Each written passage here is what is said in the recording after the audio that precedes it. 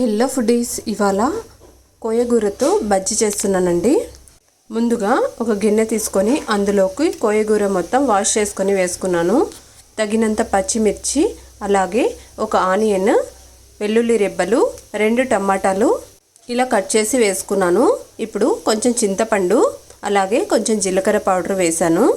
కొంచెం పసుపు వేసి ఇలా బాగా ఉడికించుకున్నానండి. ఇలా ఉడికిన తర్వాత ఇప్పుడు స్టవ్ ఆఫ్ చేసుకునే ముందు తగినంత సాల్ట్ కూడా వేసుకొని ఒకసారి బాగా కలుపుకొని ఇలా ఎక్స్ట్రా ఉన్న వాటర్ని వంపుకొని ఇప్పుడు దీనిని బాగా రామేసుకుందామండి. పప్పు గుత్తితో ఇలా రామేసుకున్న తర్వాత పోపు పెట్టుకుంటున్నాను.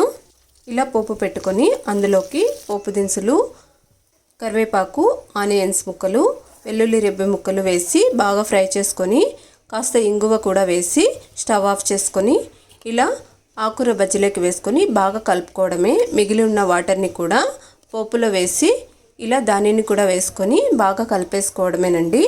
దీనిని రైస్లో కానీ చపాతీలో కానీ చాలా బాగుంటుంది.